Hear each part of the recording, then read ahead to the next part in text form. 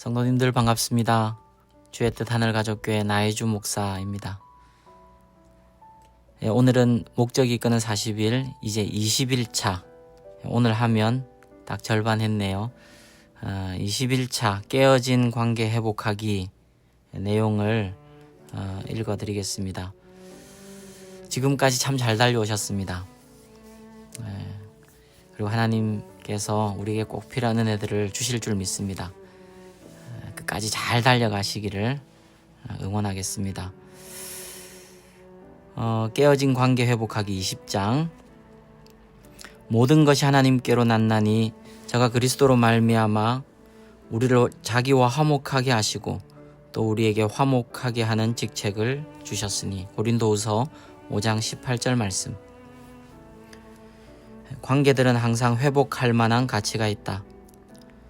삶이 사랑하는 방법을 배우는 것이기 때문에 하나님은 우리가 관계를 소중히 여기고 불화나 상처 혹은 갈등이 있을 때마다 그 관계를 깨뜨리기보다는 유지하는 노력을 하기 원하신다. 사실 성경은 하나님이 우리에게 관계 회복의 사역을 주셨다고 말하고 있다. 고린도후서 5장 18절. 그래서 신약의 상당 부분이 우리에게 함께 살아가는 방법을 가르치는 데 할애되어 있다.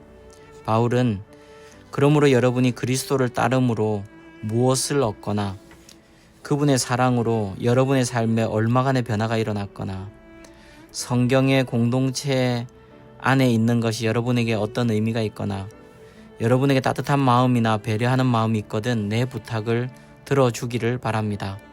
서로 뜻을 같이 하고 서로 사랑하고 서로 속 깊은 벗이 되십시오. 빌립보서 2장 1절 2절 메시지 성경이라고 권면하고 있다. 바울은 다른 사람과 어울리는 우리의 능력이 영적인 성숙의 척도라고 가르쳤다. 그리스도가 제자들이 서로 사랑하는 것으로 세상에 알려지기를 원하셨기에 깨어진 관계는 믿지 않는 사람들에게 은혜를 끼치지 못하는 모습이다. 그래서 바울은 또한 고린도 교회의 성도들이 당파로 나누어지고 서로 고소까지 하는 것을 부끄러워했다. 그는 고린도 전서 6장 5절에서 내가 너희를 부끄럽게 하려 하여 이 말을 하노니 너희 가운데 그 형제 간의 일을 판단할 만한 지혜 있는 자가 이같이 하나도 없느냐라고 썼다. 그는 교회 안에 그 누구도 평화롭게 갈등을 해결할 만큼 성숙한 사람이 없다는 사실에 충격을 받았다.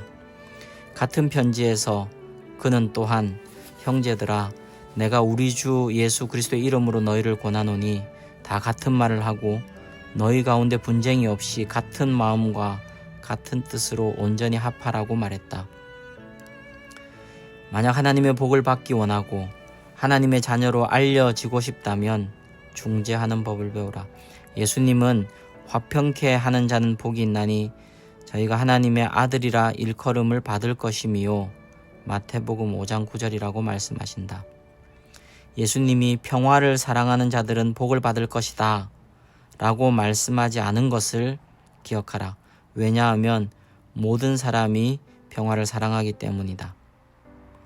또한 그들은 평화로운 자들은 복을 받을 것이다 라고도 말씀하지 않았다.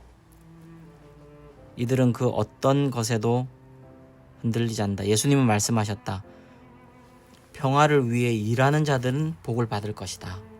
평화를 위해 일하는 자들은 복을 받을 것이다. 그들은 갈등을 해결하기 위해 적극적으로 노력하는 사람들이다. 중재자의 위치가 힘들기 때문에 많은 사람들이 하려고 하지 않는다.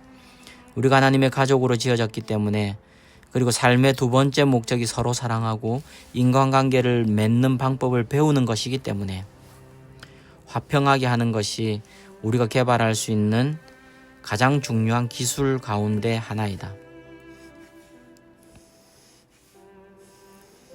불행히도 우리 대부분은 갈등을 해소하는 방법을 배우지 못했다. 화평케 한다는 것은 갈등을 피하는 것이 아니다. 문제를 피하고 문제가 없는 것처럼 숨기고 또 그것에 대해 이야기하는 것을 두려워하는 것은 비겁한 자의 모습이다. 평화의 왕 예수님은 갈등을 두려워하지 않으셨다. 때때로 그분은 모든 사람을 위해 갈등을 일으키기도 하셨다. 때로 우리는 갈등을 피해야 하고 때때로 갈등을 만들어야 하며 때로는 그 갈등을 해결해야 한다. 그렇기 때문에 우리는 성령님의 계속적인 인도하심을 위해 기도하며 구해야 한다. 또한 화평케 한다는 것이 양보를 의미하는 것만도 아니다. 항상 양보하고 주장을 내세우지 않으면 다른 사람들이 밟고 지나가도록 두는 것은 예수님이 의도하신 것이 아니다. 예수님은 많은 문제들 앞에서 악한 반대자들과 대면하여 물러서기를 거부하셨다. 관계를 회복하는 법. 하나님은 우리를 서로 간의 관계 회복을 위해 부르셨다. 고린도후서 5장 18절 메시지 성경. 관계 회복을 위한 7가지 성경적인 방법들을 살펴보면 다음과 같다. 관계 회복을 하는 방법, 성경적인 방법. 첫 번째, 사람에게 이야기하기 전에 하나님께 이야기하라. 사람에게 이야기하기 전에 하나님께 이야기하라. 하나님과 먼저 그 문제에 대해 의논하라. 친구와 이야기하기 전에 먼저 기도한다면 하나님은 우리의 마음을 바꾸시거나 또는 우리의 도움 없이 상대방의 마음을 변화시킨다는 것을 발견할 것이다. 관계들을 놓고 더 기도한다면 분명히 그 관계들은 더 원만해질 것이다. 다윗이 시편을 통해 그리했듯이 기도를 통해 하나님께 마음을 쏟아놓으라. 하나님께 낙담한 마음에 대하여 이야기하라. 그분에게 울부짖어라. 그분은 우리의 분노, 상처, 불안 등의 감정에 대해 놀라거나 당황해하지 않으신다. 그러니 자신의 감정을 정확하게 이야기하라. 대부분의 갈등은 필요가 충족되지 못할 때 일어나는데 그 필요 가운데는 하나님만이 채워주실 수 있는 것들도 있다.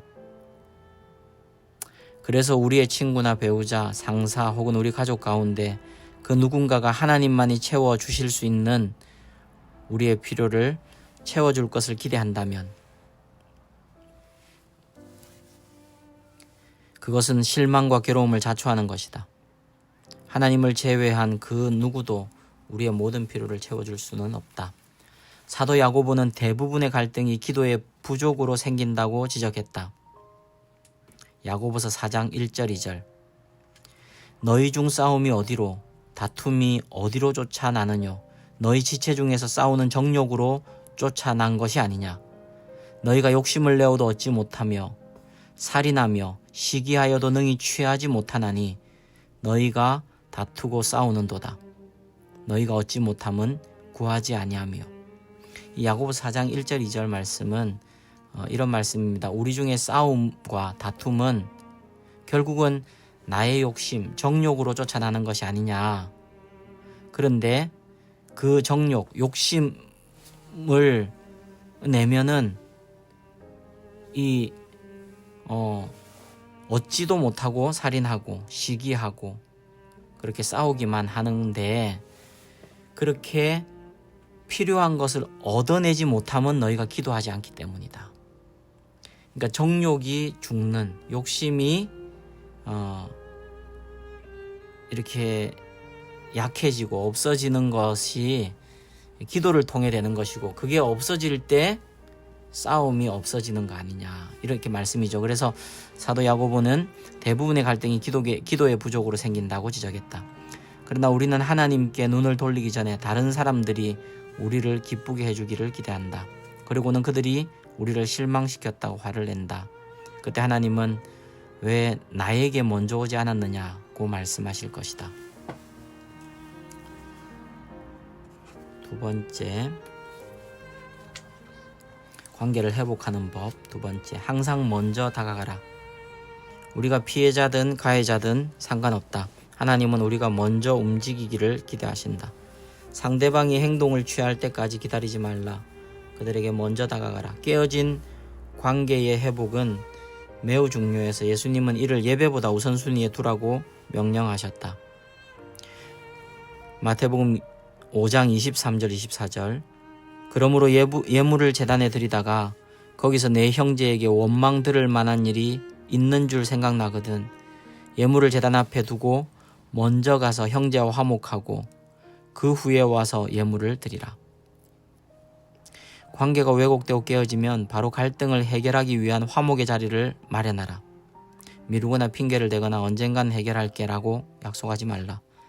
가능한 빨리 얼굴을 맞대고 만날 계획을 잡으라. 뒤로 미루면 분노만 깊어지고 문제가 더 심각해질 뿐이다. 갈등은 시간이 해결해주지 않는다. 시간이 지나면 상처는 곱는다.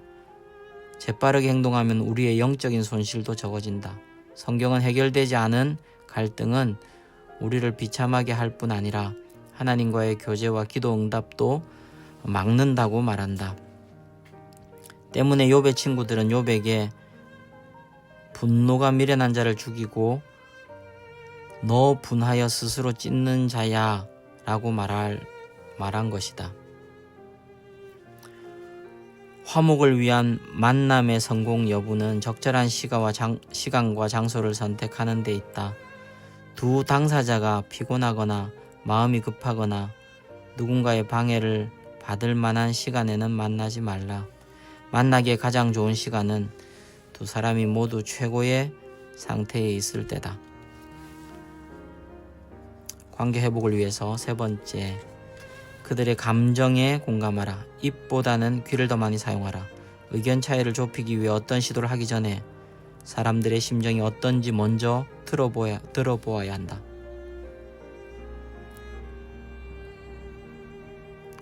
사실보다는 그들의 감정에 초점을 맞추라.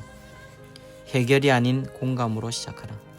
처음부터 사람들이 그 감정에서 벗어나게 하려고 말로 충고하지 말라.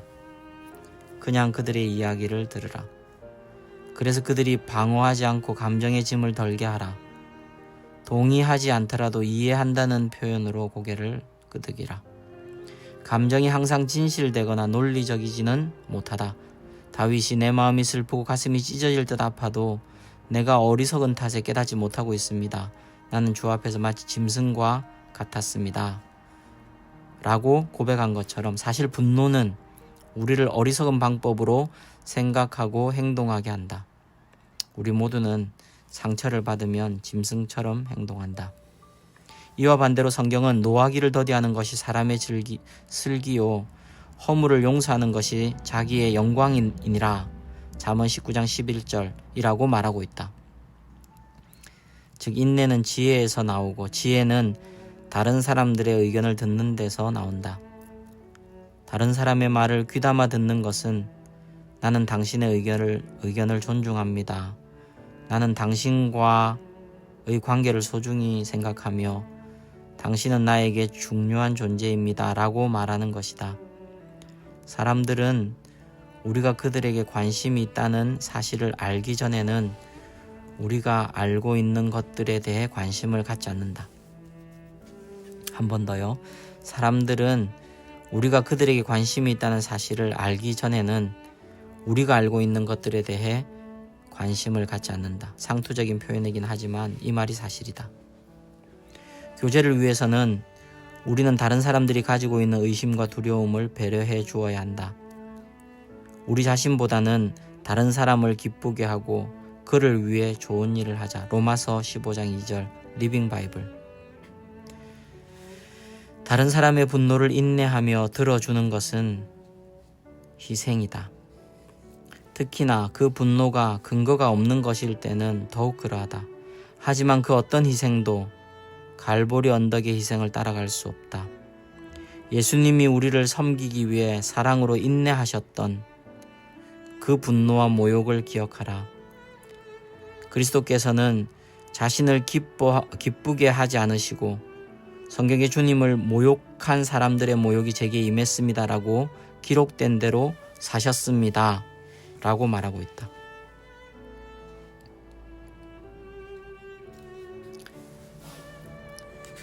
네, 관계를 회복하려면 네 번째, 첫 번째부터 다시 한번 읽어드릴까요? 첫 번째는 사람에게 이야기하기 전에 하나님께 이야기하라. 두 번째, 항상 먼저 다가가라. 세 번째, 그들의 감정에 공감하라. 네 번째, 나에게도 잘못이 있음을 고백하라. 만일 당신이 진지하게 관계의 회복에 대해 생각하고 있다면 우선 자신의 실수나 죄를 인정하는 것에서부터 시작해야 한다. 예수님은 그것이 상황을 더 명확하게 보는 방법이라고 말씀하셨다. 외식하는 자여, 먼저 내 눈 속에서 들보를 빼어라. 그 후에야 밝히 보고 형제의 눈 속에서 티를 빼리라. 우리는 모두 자신의 시각으로는 보지 못하는 부분이 있기 때문에 갈등이 있는 당사자와 만나기 전에 제3자에게 자신의 행동을 평가하는 데 도움을 달라고 부탁해야 한다. 또한 하나님께 자신의 잘못이 어느 정도인지를 여쭈어 보아야 한다. 내가 문제인가? 내가 비현실적이고 둔한가?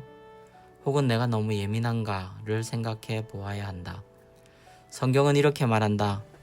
만일 우리가 죄 없다 하면 스스로 속이고 또 진리가 우리 속에 있지 아니할 것이요. 요한일서 1장 8절. 고백은 화해의 아주 강력한 도구다. 갈등을 해결하는 방법이 때로는 본래의 문제보다 더 큰 상처를 낳는다. 갈등 해결하는 방법이 미성숙하면 이제 그렇다는 거죠. 우리가 스스로의 실수를 겸손하게 인정하기 시작한다면 상대방도 화를 풀고 공격을 늦춘다.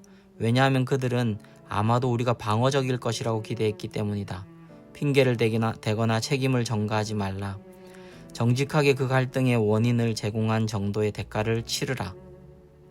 자신의 실수에 대한 책임을 인정하고 용서를 구하라.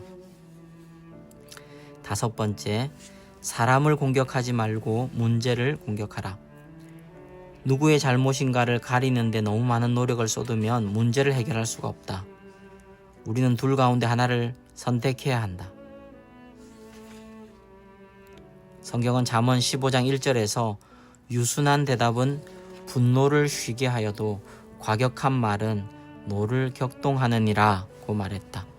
화를 내면서 하고자 하는 말을 올바르게 전달할 수는 없다. 그렇기 때문에 단어 선택을 현명하게 해야 한다. 부드러운 대답이 언제나 가시 돋친 말보다 낫다. 부드러운 대답이 언제나 가시 돋친 말보다는 낫다. 갈등을 해결하려고 할 때 어떻게 말했느냐는 무슨 말을 하느냐만큼 중요하다. 어떻게 말했느냐가 무슨 말을 하느냐만큼 중요하다. 만일 공격적으로 말을 한다면 그 말을 듣는 사람도 방어적이 될 것이다. 하나님은 우리에게 이렇게 말씀하신다.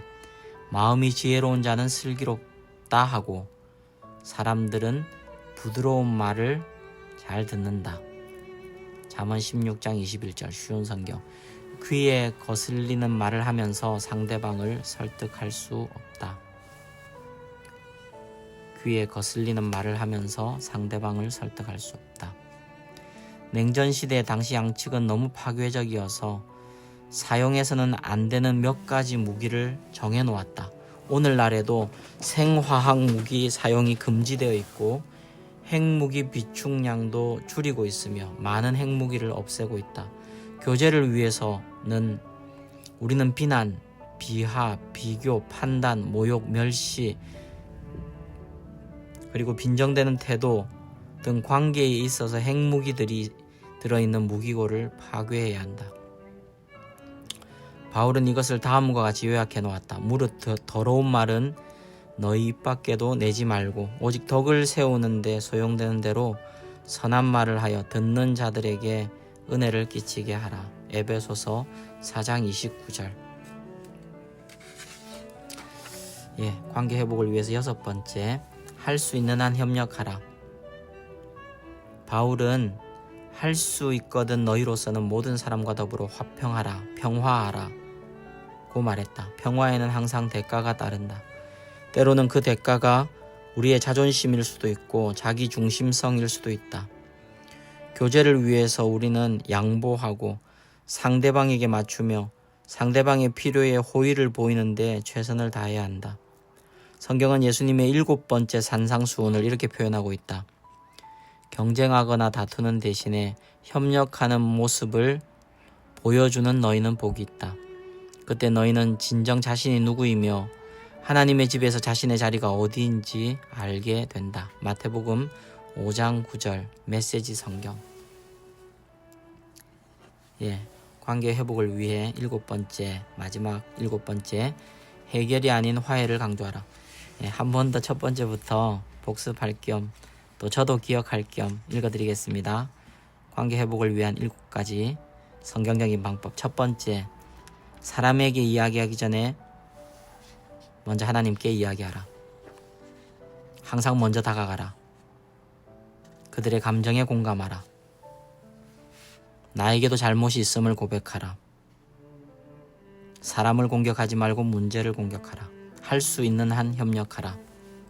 마지막 7번째, 해결이 아닌 화해를 강조하라. 모든 사람이 모든 것에 대해 동의할 것을 기대하는 것은 비현실적이다. 해결은 문제에 초점을 맞추는 반면 화해는 관계에 초점을 맞춘다. 우리가 화해에 초점을 맞출 때 문제는 그 중요성을 잃고 무의미하게 되어버린다. 서로 간의 차이를 극복하지 못해도 관계는 다시 새로워질 수 있다. 크리스천들 사이에서도 정당하고 솔직한 의견 차이나 이견이 있기 마련이다. 하지만 우리는 불쾌감을 주지 않으면서 그 의견에 반대할 수 있다. 똑같은 다이아몬드도 보는 각도에 따라 다르게 보인다. 하나님은 획일이 아닌 연합을 원하신다.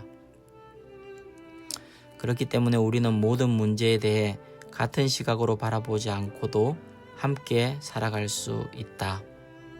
그렇다고 해서 문제 해결책을 찾는 것을 포기하라는 것은 아니다. 우리는 계속해서 논의하고 논쟁해야 할지도 모른다. 하지만 이 모든 것이 영적인 조화 내에서 이루어져야 한다. 화해는 그 문제 자체가 아닌 이미 표면에 떠오른 부분을 해결하는 것이다. 이 과를 읽고 누구에게 연락해야 하는가? 누구와 관계를 회복해야 하는가? 단 1초도 더 지체하지 말라. 지금 책을 잠시 덮고 그 사람에 대해 하나님과 이야기하라. 그리고 전화를 들고 그 과정을 시작하라. 이 7가지는 간단하지만 쉽지 않다. 관계를 회복하는 데 많은 노력이 필요하기 때문에 베드로는 다른 사람과 평화롭게 살기 위해 열심히 노력하라고 우리에게 권고하는 것이다. 그러나 우리가 평화를 위해 일한다면 이는 하나님이 하실 것을 그대로 하는 것임을 기억하라. 그래서 하나님은 평화를 위해 쓰는 사람들을 당신의 자녀라고 부르는 것이다. 마태복음 5장 9절. 아멘. 네, 오늘 내용은 여기까지입니다. 내 삶의 목적에 대해서 요약 박스 읽어드리겠습니다. 생각할 점. 관계들은 항상 회복할 만한 가치가 있다. 외울 말씀. 할 수 있거든 너희로서는 모든 사람으로 더불어 평화하라. 로마서 12장 18절. 삶으로 떠나는 질문. 내가 오늘 깨어진 관계를 회복해야 할 사람은 누구인가? 네, 쉽지 않은 내용이었습니다. 우리 모두가 쉽지 않아 하는 내용이기도 합니다. 그래도 이 구절들 중에 우리가 순종으로 꼭 붙들고 싶은 한 가지 혹은 2가지 붙들고 또 주님 앞에 순종하면서 그렇게 나아간다면 또 우리를 하나님의 아들이라 일컬음을 받게 해주실 하나님을 기대합니다. 예, 여러분 또 내일 뵙겠습니다. 오늘 승리하시고요. 여러분 사랑합니다.